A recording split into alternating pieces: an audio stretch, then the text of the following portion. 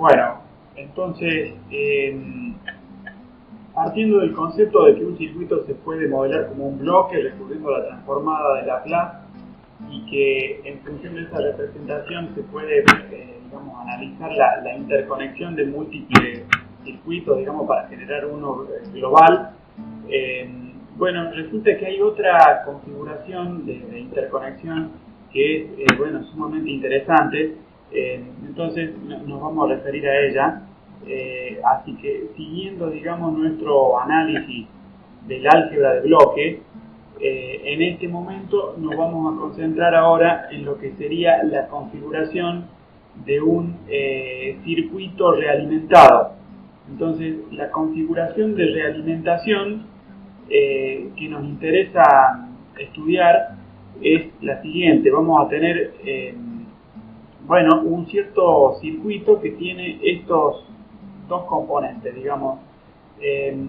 Por un lado, dos funciones de transferencia elementales. A una le vamos a llamar GDS, a la segunda le vamos a llamar HDS. No obstante, la característica, digamos, curiosa es que una está pensada, digamos, para funcionamiento, podemos decirle en directa, mientras que la segunda está pensada para tensar la salida de la primera y operar digamos, por medio de esa característica de la conexión. Bueno, entonces lo que resulta acá es que falta, agregar un cierto componente que es precisamente un comparador. Entonces a la salida del bloque HDS la vamos a conectar en este nuevo componente, como decía, de forma que nos queda esta configuración. Bueno, por un lado tendríamos la entrada EDS.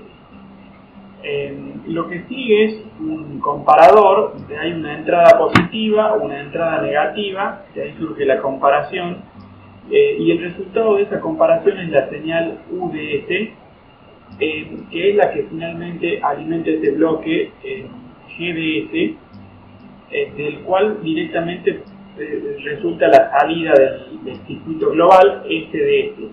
Bueno, y entonces, no obstante, la presencia del bloque HDS nos invita, digamos, a que tengamos en cuenta otra de las señales presentes en este circuito, que le vamos a llamar RDS. Bueno, y a partir de esta configuración podemos pensar en lo siguiente. Este circuito en configuración de realimentación tiene utilidad práctica en muchos circuitos de control que ustedes en su momento van a estudiar en el curso, en la asignatura de teoría de control, de sistemas de control, cuando llegue el momento. Entonces a este circuito lo van a revisar con mucho detalle en este contexto. No obstante, de acuerdo con respetar el programa de este curso y de anticipar, digamos, algunas propiedades de este circuito que en lo que venimos estudiando es de utilidad también, vamos a hacer este detalle. Bueno, el detalle, tal vez para que tenga sentido, lo vamos a relacionar con un ejemplo, digamos. O sea, la señal EDS vemos que puede ser tensión o corriente, de acuerdo a lo que vinimos diciendo antes, de acuerdo a lo que hemos venido diciendo antes, quería decir. La señal la señal SDS, por su parte, podría ser también tensión o corriente, pero podría ser algo más. Entonces les propongo, a modo de ejemplo, imaginarnos que esta señal SDS es la temperatura en un horno. Entonces, lo que quisiéramos, este es un ejemplo, digamos, que acompaña el modelo general. Lo que quisiéramos es tener, por ejemplo, un potenciómetro, para configurar, digamos, un potenciómetro. Sabemos que es un dispositivo que permite graduar, digamos, valores. De hecho, tiene una especie de marco, una especie de regla, puede ser un dispositivo lineal, circular, etcétera. Pero nos resulta relativamente familiar pensar que con un potenciómetro podríamos elegir precisamente la temperatura deseada la temperatura deseada para el horno. Bien, y entonces en función de eso la idea sería que este circuito nos sirve para regular, digamos, con precisión la temperatura de este horno, por medio de los principios que rápidamente voy a tratar de comentar. Supongamos que si este potenciómetro ante una cierta configuración nos da, bueno, no sé, 10 voltios como señal de entrada, y eso produce no sé, 50 grados centígrados en el horno, y suponemos que eso está bien. Pero no obstante podría pasar, digamos, que de pronto la temperatura, no sé, ambiente, aparece como una perturbación, como una variable externa, y nosotros dejamos el potenciómetro fijo en 10 voltios, pero no sé, el efecto es que la temperatura real en el horno se incrementa, no sé, por decir algo, 65 grados centígrados. O sea, digamos, nosotros tuvimos nuestra configuración fija, y por una variable externa el resultado es que el funcionamiento digamos, la variable real, que es el funcionamiento del horno, o la temperatura vista cuando el horno efectivamente funciona, bueno, se dispara hacia un valor al fin y al cabo indeseado. Bueno, en realidad todo aquello solo podría haber existido si se omitía este bloque, que es el bloque que le llamamos de realimentación. Bueno, el concepto de realimentación es tomar una señal de la salida e inyectarla nuevamente en la entrada. Entonces, digamos, este efecto que está referenciado con las marcas en color amarillo, en realidad no podría haber existido si la realimentación estaba bien implementada. Dicho de otra forma, la realimentación hubiera evitado que este efecto de variación de la temperatura se hubiera debido a una variable externa. Entonces, el principio sería más o menos el siguiente. Bueno, entonces el principio sería el siguiente. A ver, hago un par de correcciones acá. Bien, entonces, ahora sí. Lo que podemos decir es que este bloque GDS sería, por ejemplo, el que podría modelar directamente si fuera un horno eléctrico, no sé, una resistencia, no sé, como tienen los hornos eléctricos tal vez domésticos. Bueno, que uno le inyecta tensión y se produce calor. Este calor, bueno, evidentemente incrementa la temperatura del horno.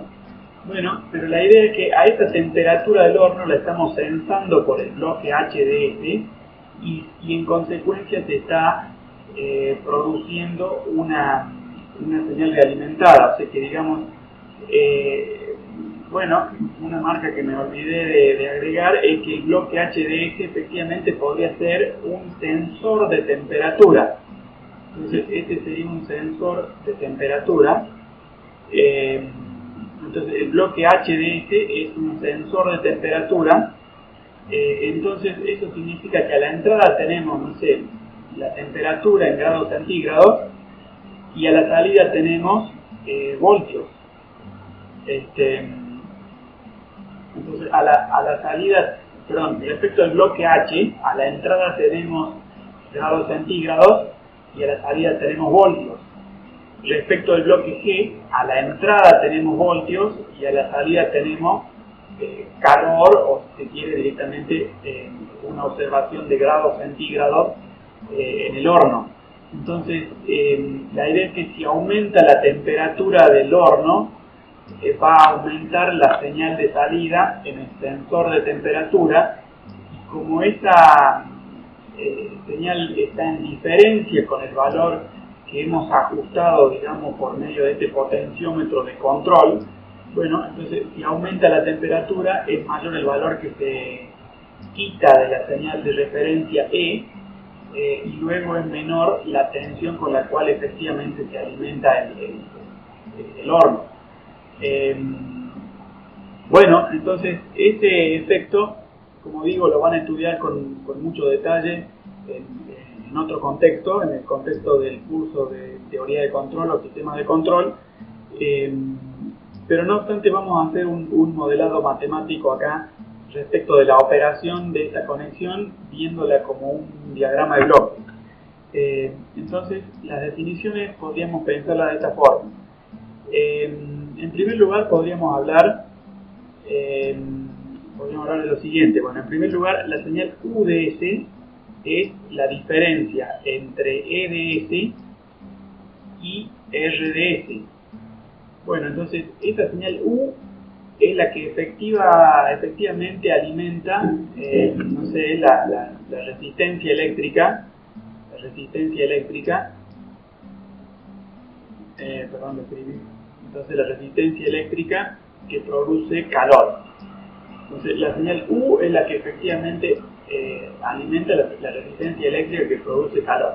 Bueno, esa señal U, si R toma el mismo valor que E, evidentemente se haría 0. Y si se hace 0, esta resistencia no va a producir calor, digamos, adicional. Entonces, ese es el principio con el cual funciona esta conexión. Cuando aumenta la temperatura medida en la salida, aumenta la señal R. Si aumenta la señal R, se reduce la señal U.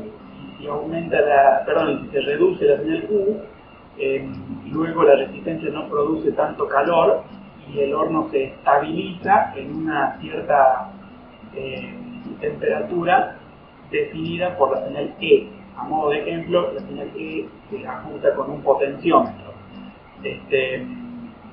Bueno, digamos, para explicar ese detalle del potenciómetro, bueno, uno puede ver cómo un potenciómetro sabemos que puede ser un resistor. Entonces le ponemos una señal constante acá, más B, más BTC, y ajustando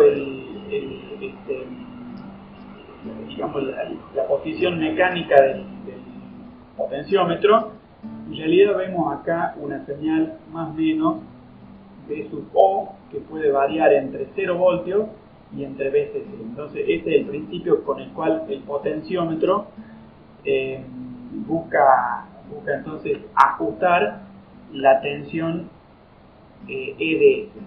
Bien, entonces siguiendo con esos principios podemos seguir nuestro modelado matemático por su parte. Entonces respecto de GDS podemos decir que como es una función de transferencia, está dada por el cociente de la salida sobre la entrada, es decir, SDS dividido en UDS. Bueno, pero a partir de eso podemos decir cuánto vale UDS, que es una variable que nos va a servir. A UDS la podemos caracterizar como el cociente entre la salida y la función de transferencia G. Bien, entonces a partir de eso, por su parte, nos serviría pensar en HDS. Bueno, HDS está dada por el cociente siguiente. El cociente de salida sobre entrada resulta en RDS sobre SDS. Bueno, y a partir de eso podemos decir cuánto vale RDS, que estaría definida por el producto HDS con la salida SDS. Bueno, y entonces las resaltaríamos a estas dos ecuaciones, a la ecuación para U y a la ecuación para R, porque nos van a servir a continuación. Bien, entonces ahora podemos escribir lo siguiente. Podemos decir que ahora nos concentramos en la señal UDS que habíamos definido antes. No obstante, ahora en lugar de RDS, tal como la habíamos encontrado escrita aquí arriba, en lugar de escribir explícitamente RDS, vamos a reemplazar con el modelo que tenemos dado por H y SDS. Entonces el producto de H por S de S. Bueno, y a partir de eso, por su parte, podemos igualar con el cociente entre S de S y G de S. Bueno, G de S, perdón, esto era así. Bueno, hago notar entonces, digamos que esta definición venía de acá, mientras que esta segunda definición venía de la definición anterior. Hasta ahí tenemos un modelo que nos sirve. Ahora podríamos, si les parece, despejar. Entonces ahora lo que vamos a hacer es despejar la entrada EDS. Entonces, despejando la entrada, encontramos que nos queda esta ecuación EDS igual a SDS sobre GDS sumado con el producto de HDS por SDS.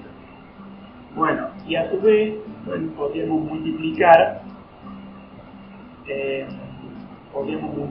por GDS de forma que nos quede esta expresión. Entonces nos va a quedar esta expresión EDS por GDS resultaría igual a SDS más HDS por por SDS por GDS. Bien, lo cual es lo mismo que decir SDS, factor común de la unidad, más HDS por GDS. Bien, y entonces en este contexto ahora podemos plantear el cociente entre la entrada. Pues a ver cómo podríamos hacer. Bueno, un paso previo sería, si les parece, despejar para la salida SDS. En este contexto nos quedaría, bueno, que la salida SDS está dada por el siguiente cociente. Tendríamos EDS por GDS dividido en la suma de la unidad con HDS en producto con GDS también. Bueno, y de acá resulta la definición, digamos, final, donde podemos ver que la función de transferencia global que estaría dada, la función de transferencia global para este circuito realimentado, que estaría dado por el cociente entre la salida y la entrada, lo podemos definir en este momento. Entonces vamos a decir que la función de transferencia definida por el cociente entre la salida SDS y la entrada EDS, de acuerdo a las definiciones que vinimos elaborando, queda dado por este cociente GDS sobre 1 más GDS por HDS. Bueno, y entonces eso significa lo siguiente. Bueno, GDS podría modelar un circuito, por ejemplo un amplificador, podría modelar un horno eléctrico, la resistencia de un horno eléctrico. Es decir, GDS modela el actuador, digamos, se le suele llamar planta también. GDS simboliza o modela un dispositivo que produce un efecto en la salida, y mientras tanto HDS simboliza un dispositivo tal como un sensor que toma una muestra de la salida y la convierte en voltios, y por medio de este principio de la comparación, bueno, se puede controlar automáticamente el funcionamiento de determinados dispositivos por medio de estos circuitos. Entonces es sumamente común usar circuitos electrónicos para dispositivos de control. O sea, el día de mañana en el ejercicio profesional de pronto ustedes podrían necesitar diseñar un circuito, no sé, para controlar, por ejemplo, la velocidad de un motor, por decir algo, digamos, grande, no sé, el motor de una locomotora eléctrica, o un ventilador, no sé, en una instalación industrial, o una línea de desplazamiento, en una cinta transportadora, digamos, en una instalación industrial, o la velocidad de un ascensor, bueno, digamos, no sé, incluso, por ejemplo, no sé, la velocidad con la cual se cierra una puerta de estas automatizadas en un shopping o en una farmacia, digamos. Entonces, son, digamos, casos puntuales o ejemplos donde efectivamente hace falta un circuito que tenga un control automático. Entonces, digamos, no sé, yendo al caso de la locomotora, por ejemplo, el principio de esta realimentación evitaría que, no sé, con una pendiente positiva se incremente mucho la velocidad, o que con una pendiente, bueno, al revés, digamos, con una pendiente hacia abajo, digamos, se incremente la velocidad, o con una pendiente hacia arriba la locomotora empiece a andar demasiado lento. Eso es lo que se evitaría por medio de un circuito realimentado. En el caso de un horno, bueno, no sé, el operador puso pensemos, por decir algo intuitivo, en una panadería, el operador puso la temperatura del horno a las 7 de la mañana cuando estaba fresco, y a las 10 de la mañana se quema todo el pan, ¿se entiende? Entonces, digamos, este funcionamiento automático lo podemos modelar por medio de la transformada de Laplace. Hay todo un curso dedicado a esto que lo van a tener más adelante. No obstante, llegamos hasta acá, digamos, con este detalle en el curso de teoría de redes respecto del álgebra de bloques, donde pasamos dos casos, entonces la interconexión en cascada y el modelado del circuito realimentado.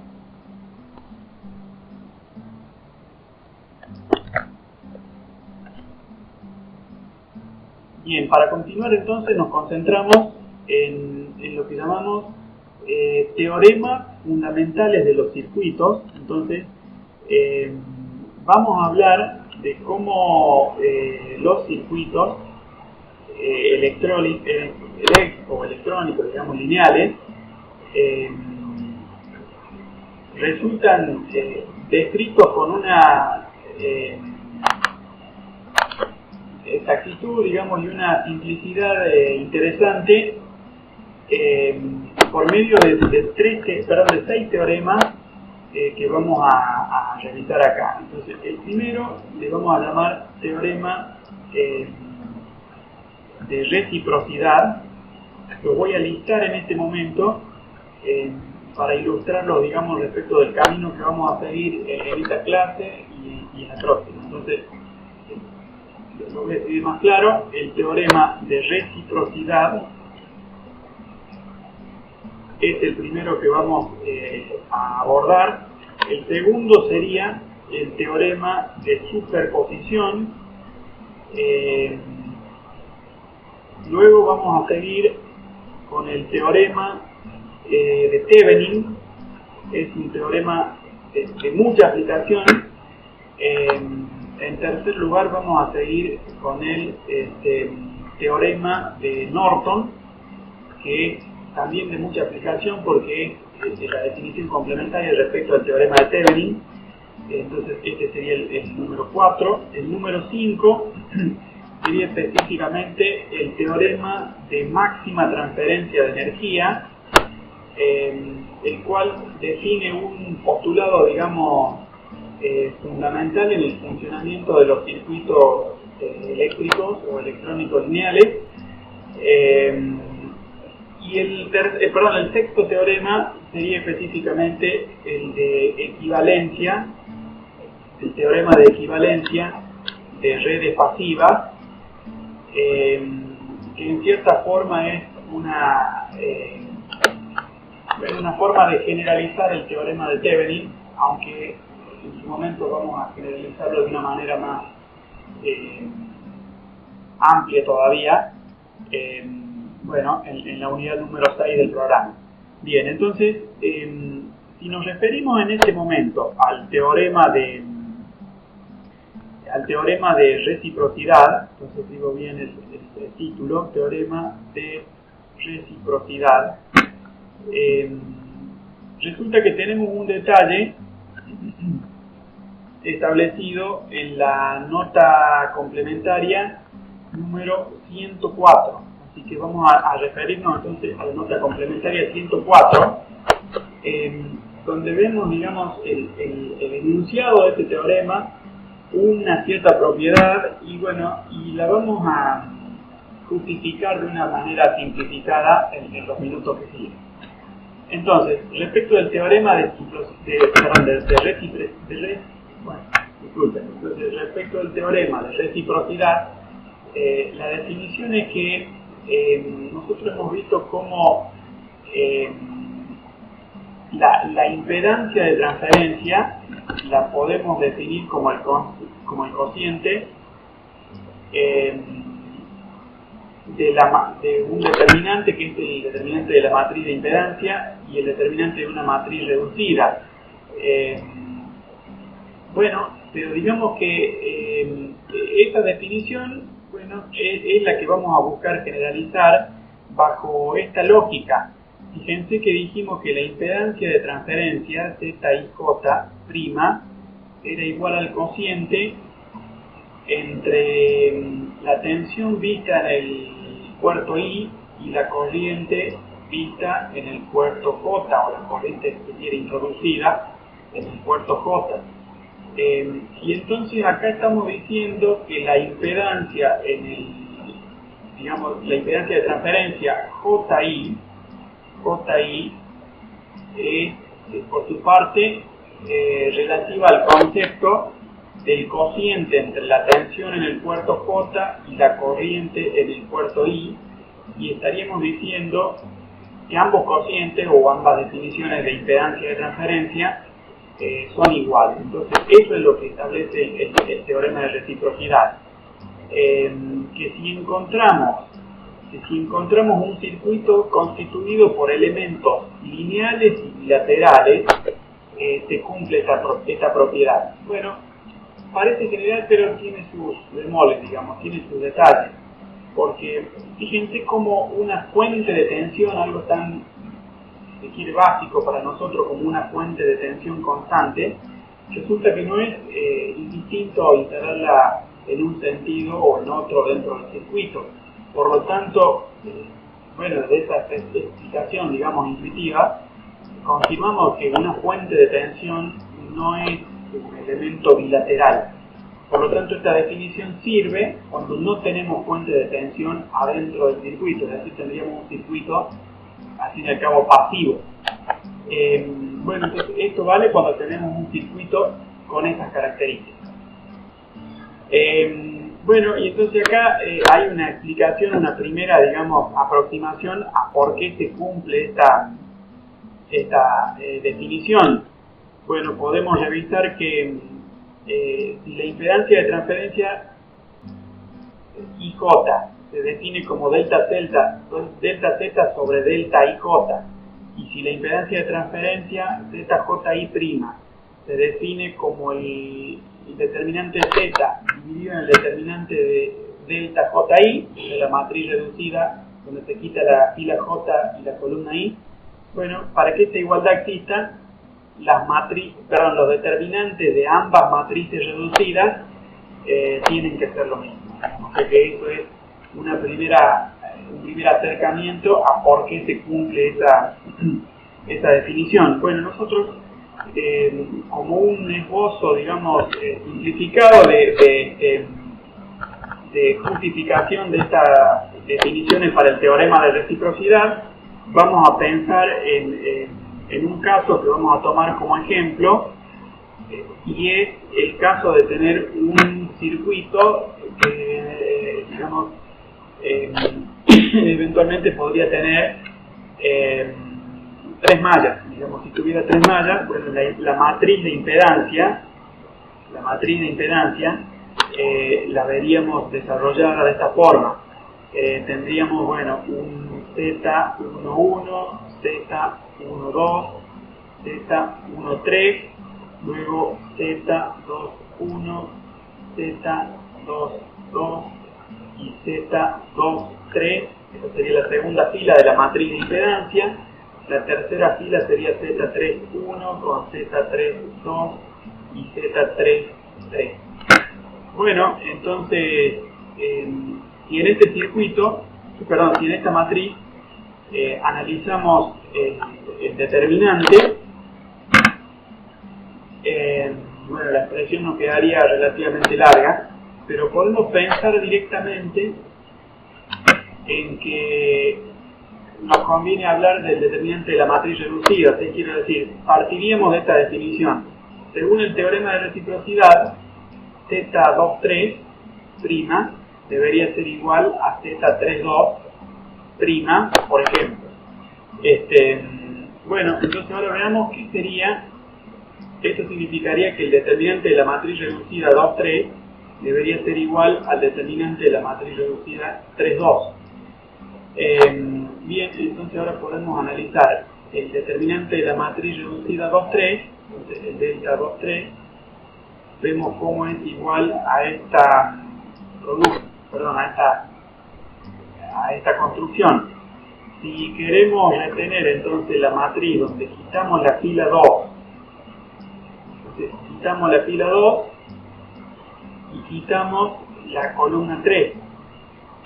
Bueno, entonces nos queda que el determinante de esta matriz reducida pasa a ser Z11 por Z32 menos Z31 por Z12.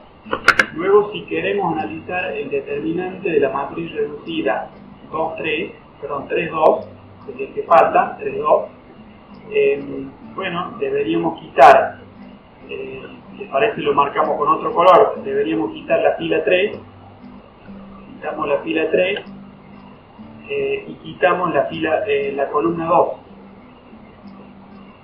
Bueno, entonces en este contexto podríamos decir que el determinante de la matriz reducida 3,2 es Z11 por Z23 menos Z21 por Z13. Lo escribí en el orden inverso, entonces Z13 por Z21. Bueno, y entonces fíjense que acá hemos puesto las comillas al hablar de la impedancia de transferencia, perdón, no las comillas sino el apóstrofe, al hablar de la impedancia de transferencia Z23 y Z32. Hemos puesto en estos casos, como decía, el apóstrofe.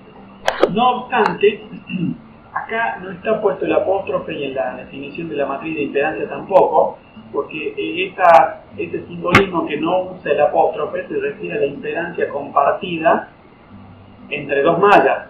Por lo tanto, fíjense cómo, bueno, Z11 acá es igual, pero uno se podría preguntar si, digamos, ya que estas dos expresiones tienen que ser iguales, podríamos preguntarnos si Z32 es lo mismo que Z23. Bueno, la respuesta es que sí, porque Z32 es la impedancia compartida entre la malla 2 y la malla 3, y Z23 es la impedancia compartida entre la malla 3 y la malla 2, es decir, es lo mismo, digamos. Con la misma lógica podríamos generalizar hasta estos otros dos términos. Z31 es la impedancia compartida entre la malla 1 y la malla 3, y Z12 es la impedancia compartida entre la malla 1 y la malla 2. Entonces, bueno, efectivamente vemos que la impedancia, digamos, ¿cómo se dice? La impedancia de transferencia desde el puerto 2 hacia el puerto 3 es lo mismo que la impedancia de transferencia desde el puerto 3 hasta el puerto 2, siempre que el circuito sea lineal y bilateral. Bueno, y hay un comentario que me había quedado pendiente, y es el siguiente. Bueno, es acerca de que intercambiar los subíndices IJ por JI no es solamente un capricho de la notación matemática, sino que significaría intercambiar en qué puerto mido la tensión y en qué puerto mido la corriente. Eso sería, digamos, lo que nos interesa. Bueno, y por su parte, este teorema de reciprocidad que está expresado en función de la impedancia de transferencia, aclaro que lo podríamos expresar también en función de la admitancia de transferencia. Bueno, con eso en mente, ahora podríamos pensar en otro teorema, que es específicamente el teorema de superposición. Bien, entonces vamos a hablar de este teorema de superposición que nos va a dar lugar, superposición, entonces, el teorema de superposición que nos va a dar lugar a un par de definiciones interesantes. Bueno, entonces, comenzamos la definición del teorema de superposición viendo la nota complementaria número 105 y en función de eso abordamos unos detalles. Así que al pasar a la nota complementaria número 105 vemos lo siguiente. Una vez más buscaríamos estar hablando de elementos lineales y bilaterales que conforman un circuito electrónico, pero permitimos también el agregado de fuentes de tensión o de corriente, es decir, que el circuito, bueno, en realidad no es tan restrictivo como el que se establecía para el teorema de superposición. Bueno, y entonces lo que decimos es que la corriente observada en cualquiera de sus ramas, o sea, la I sub I, ese circuito lo vemos como una configuración de mallas, etc. Bueno, podemos pensar en cualquiera de las ramas y medir la corriente en alguna de esas ramas, y lo que veríamos es que esa corriente se puede expresar como una sumatoria de componentes, donde cada componente resulta de suponer que se mantuvo una sola de las fuentes de tensión activas adentro del circuito y se anularon todas las demás. O sea, mientras solo una permanece activa, todas las demás se desactivan o se anulan, y secuencialmente se van activando esas fuentes, se va haciendo una observación de la corriente en la rama que estamos analizando, por decirlo de cierta forma, digamos, mnemotécnica. Se analizan, bueno, me fui la frase, pero me refería a que una por una activamos la fuente, hacemos la observación de corriente en la rama y luego sumamos, y ese principio de superposición se cumple para expresar cuánto es la corriente que hay en esa rama cuando efectivamente están todas las fuentes funcionando simultáneamente. Bueno, ese es el principio. Bien, entonces vamos a pasar ahora a hacer una pequeña evaluación, una evaluación muy breve, en función de los modelos matemáticos que ya tenemos. Por ejemplo, cuando estudiamos el circuito por medio del método de las corrientes de mallas. Entonces vamos a pensar qué pasa cuando hay un circuito con n mallas,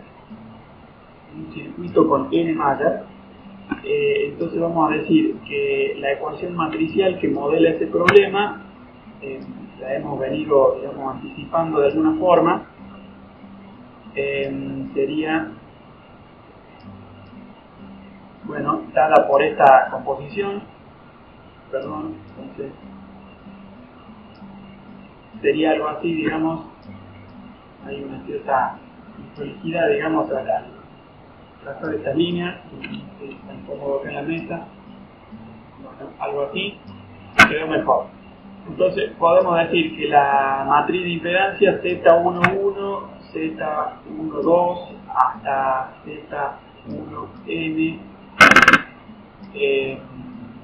quiero decir, la matriz de impedancia tiene en su primera fila esos componentes, luego tendríamos Z22, esta sería Z21, luego seguiría Z22, y así hasta Z2N.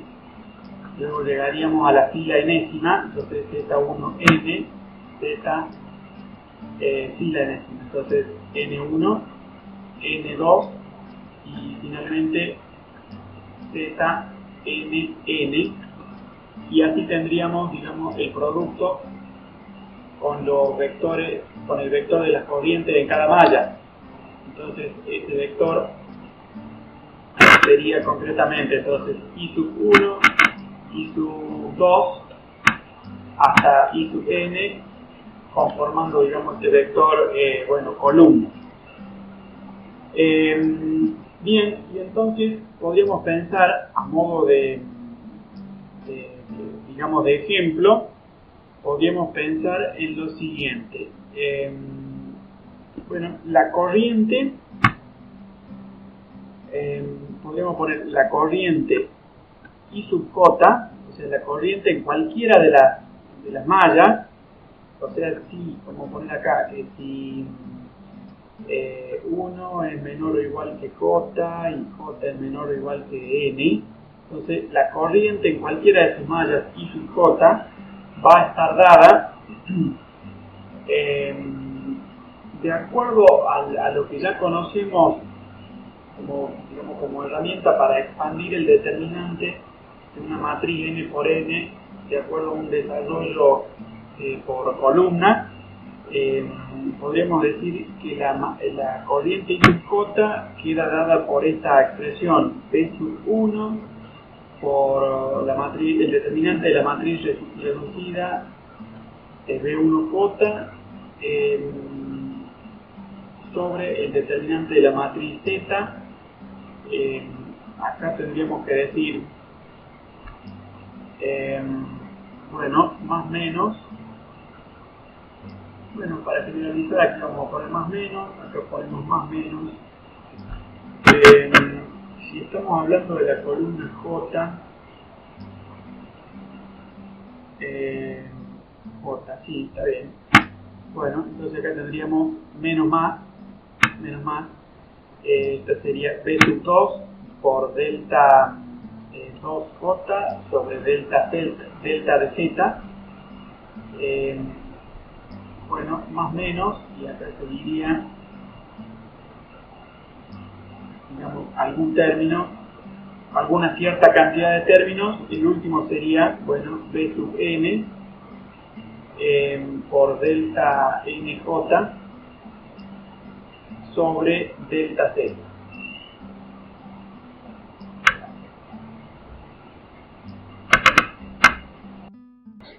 A esta expresión la podemos, digamos, justificar por medio de la relación siguiente. Se supone que nosotros habríamos encontrado que la corriente I sub j proviene del cálculo con la regla de Kramer. Entonces con la regla de Kramer hubiéramos puesto Z11, Z12, por acá habría estado B sub 1, acá habría estado Zn, luego Z21, Z22, B sub 2, luego habríamos tenido, esta no era Zn, sino Z1n, acá estaría Z2n, y acá tendríamos Zn1, Zn2, aquí habría estado B sub n, y aquí habríamos llegado a Znn, habríamos calculado el determinante de esta matriz,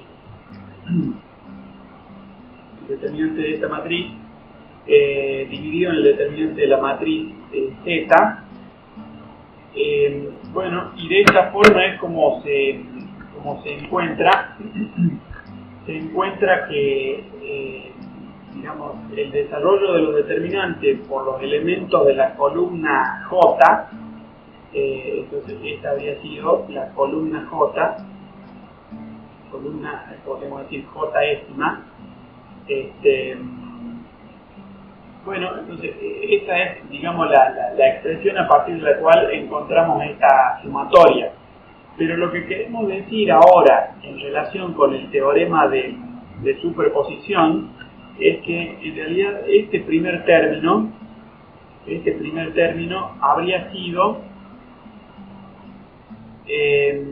una cierta contribución. Esta habría sido la contribución 1 a la corriente I sub j. El segundo término habría sido la contribución 2, entonces se usa el superíndice 2 a la corriente J, y el último habría sido la contribución enésima a la corriente I sub j, mientras que la corriente I sub j es la que teníamos del lado izquierdo de la igualdad. Entonces lo que trato de decir es que este concepto de activar de a una la fuente es también, digamos, aplicable a este modelado matemático donde B sub 1, B sub 2, B sub n no son las fuentes individuales adentro del circuito, sino que son las sumatorias de fuente de tensión en cada una de las mallas del circuito. Entonces, bueno, el concepto es este, digamos, se van activando de a una las fuentes, bueno, de esa manera vamos identificando distintas contribuciones que al sumarlas, digamos, componen la corriente que se observa verdaderamente en el circuito cuando todas las fuentes operan simultáneamente. Bien, me queda por decir dos cosas. Bueno, en primer lugar, en esta composición, evidentemente, si dejamos B sub 1 activa y todas las demás fuentes desactivas, bueno, solamente queda este término IJ supra 1.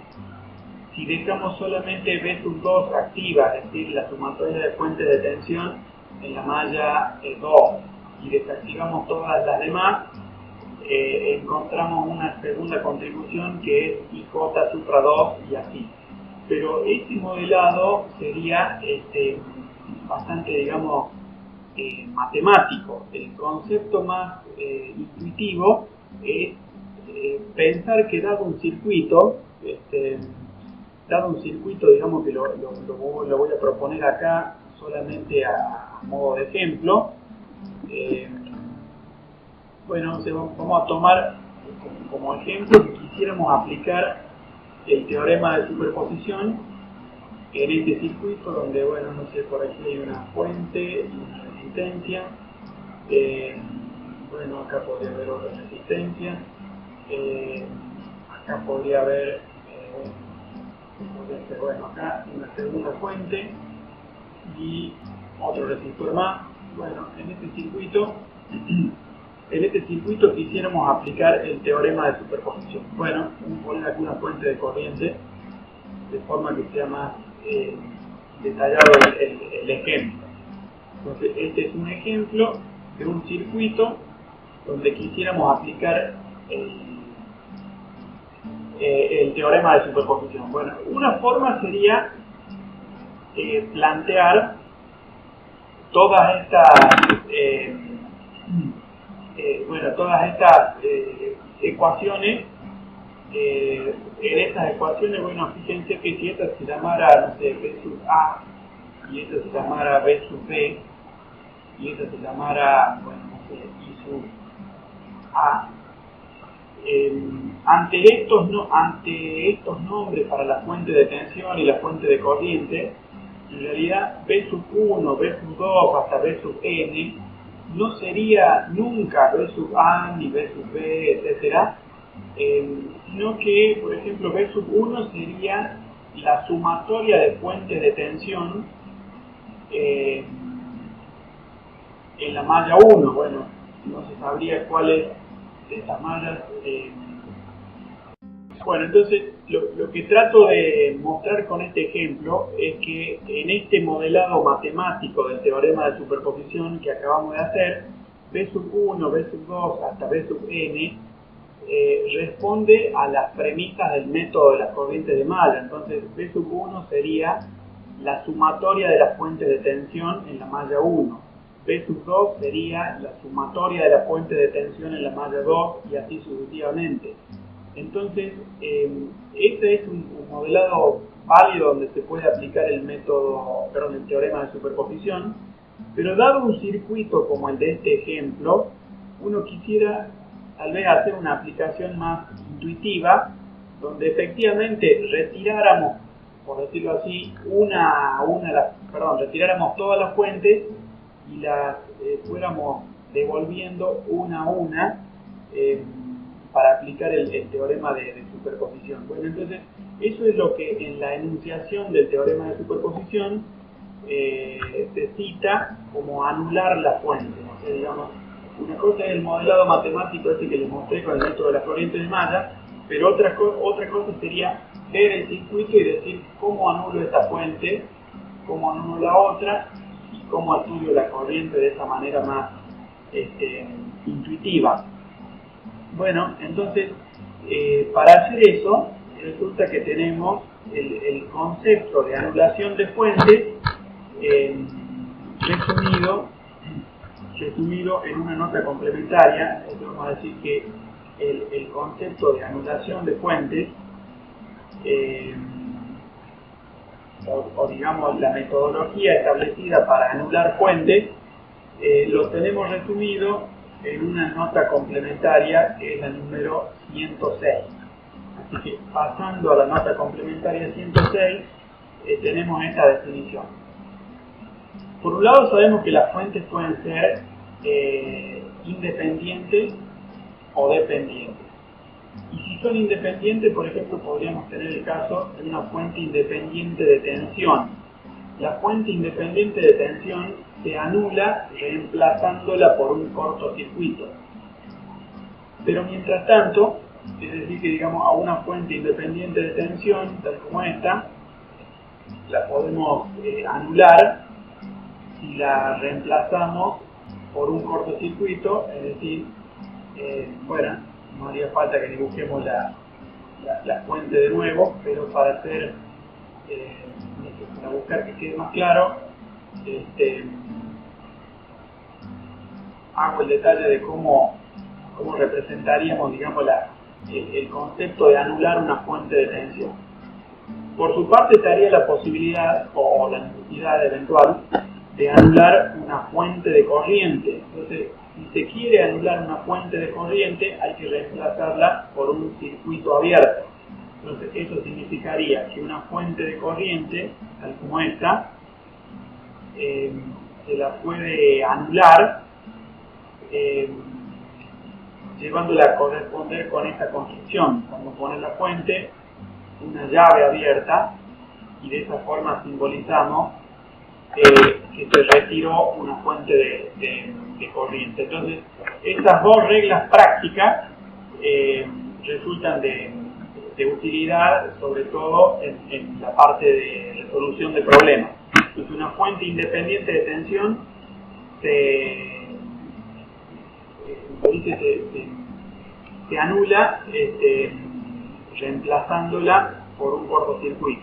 Y una fuente independiente de corriente se anula reemplazándola por un circuito abierto. Y otra regla muy interesante es la que está acá. Si hay una fuente controlada, en general no pueden anularse. Por lo tanto, vamos a tener que idear alguna estrategia que ya definimos. Entonces, volviendo a nuestro caso, como les decía, podemos plantear, de acuerdo con el método de la corriente de malla, la sumatoria de fuentes de tensión en cada rama y pretender anularla, digamos, matemáticamente una por una, y así aplicamos el el teorema de superposición. O podemos ir a ver el circuito propiamente dicho y anular todas las fuentes. Entonces, no sé, anular B sub B sería ponerle un cortocircuito a B sub B, y anular I sub A sería, bueno, abrir el circuito acá. Bueno, curiosamente abriríamos el circuito para B sub A también, pero bueno, sería el principio con el cual anulamos B sub B e I sub A y mantenemos activa, anulamos B sub B e I sub A y mantenemos activa B sub A. Bueno, si por su parte quisiéramos, ¿qué podríamos querer hacer? Podríamos querer anular